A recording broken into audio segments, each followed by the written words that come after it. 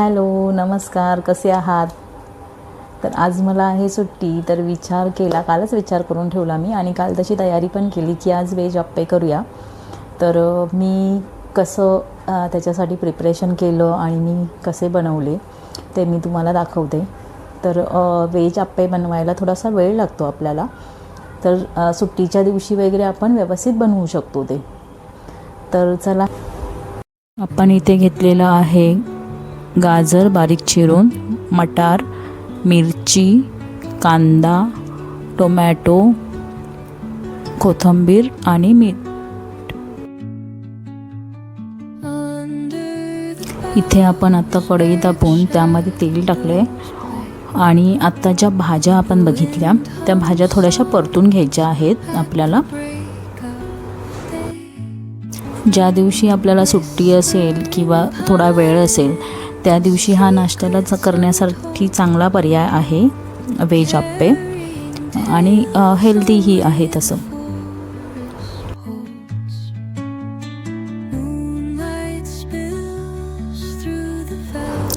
तर भाज्या आपल्याला जास्त शिजवून घ्यायच्या नाही आहेत, कारण आपण त्या अप्प्याच्या पात्रामध्ये पण शिजवणार आहोत ना अप्पे, तर त्याच्यामध्ये त्या भाज्या अजून शिजल्या जातात. तर तोपर्यंत मी तुम्हाला सांगते मी अप्प्याचं बॅटर कसं तयार केलं.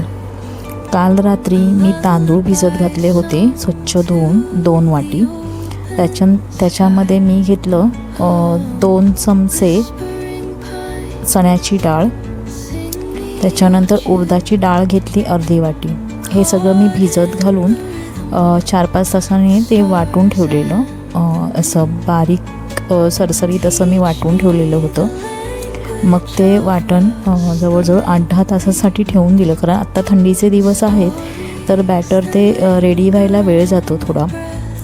तर ते थोडं उष्ण ठिकाणी ठेवून द्यायचं, जेणेकरून ते चांगलं फॉर्मॅट होतं.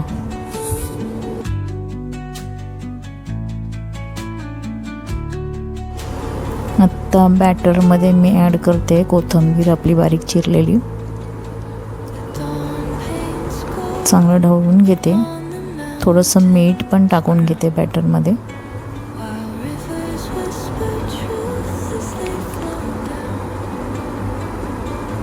त्यानंतर ज्या भाज्या आपण घेतल्या होत्या परतून त्या पण आपण ॲड करूया.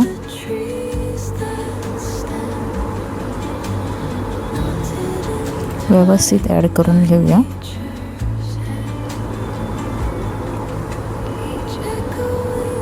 चांगला मिक्स करायचा चमच्याच्या सहाय्याने.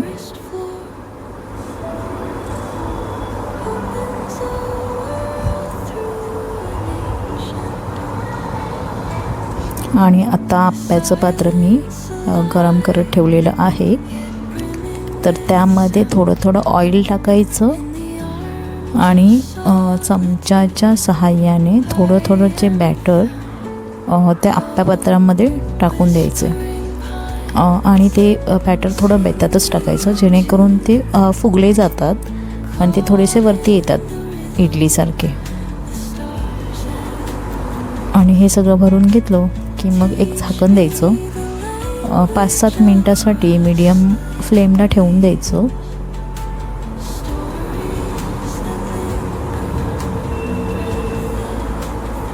पाच 7 मिनिटांनी ओपन करून बघायचं, चेक करायचं. आता हे रेडी आहेत परतण्यासाठी, तर ते परतून घ्यायचे आपण. परतून पुन्हा जर वाटत असेल आपल्याला गरज आहे तर थोडंसं तेल टाकावं आणि पुन्हा आपण 2-3 मिनटासाठी ते परतलेली साईड आहे ती 2-3 मिनटासाठी शिजून देऊया ओपनच.